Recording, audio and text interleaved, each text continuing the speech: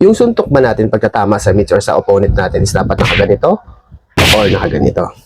Tara, alamin natin. Anyway, this is Coach Edward nga pala, and nagbibigay tayo ng advice para sa mga beginner, especially yung mga nagsisimula pa lang sa boxing, mga MMA, basta combat sport na merong striking. Kaya kung gusto mo naman ganitong klase ng content or topic, follow mo lang ako para marami kang matutunan. Siyempre, share mo ito sa iba para matuto naman ng iba. Ito yung isa sa madalas na tinatanong sa akin ng mga estudyante ko kasi sa mga home service ko, kahit sa school or kahit dun sa pinaka-gym namin.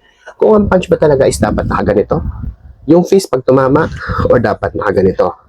So, the simple answer is, depende. Depende saan? Depende sa application kung saan mo siya gagamitin. Usually kasi, yung punch na nakaganito is mabilis siyang i-execute compare sa punch na nakaganito. Yung punch kasi na nakaganito, yung umiikot, is much more powerful. Yung punch kasi na nakaganito, is umiikot pa siya.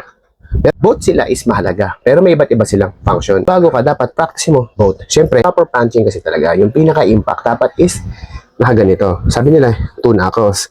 Tapos, straight siya. Hindi nakaganyan, hindi nakaganyan. By the way, sa jab straight nga, meron dito sa uppercut at ng hook. Meron din yan.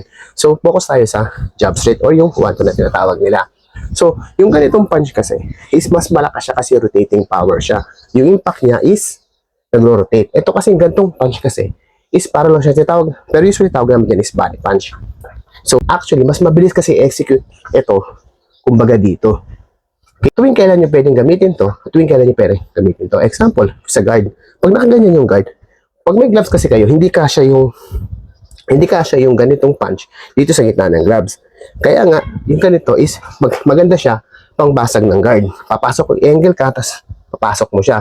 So, pag basag ng guard, dun papasok yung isa na power punching.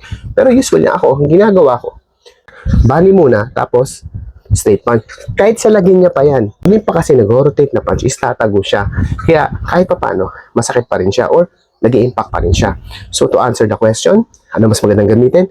Ito or ito? Sagot, both. Pero pag-aralan mo muna. Pero dapat, kung bago ka, practicein mo na pag mag-hit ka ng pad, yung iba kasi napapansin ko sa mga bago pa nagpa-pad sila, basta lang makasuntok. Kaya na. Tandaan nyo, kung bago ka, dapat proper yung landing ng punch mo. So, jab, straight, uppercut, hook, or depende, walang ganito. Okay? Tawag dyan is lazy punch. Tandaan mo kung bago ka, stick to the basic. Huwag kang magmamadali. Kaya kung gusto mo ganito topic, follow mo lang ako. Marami dyan playlist sa baba. Share mo para matuto yung iba.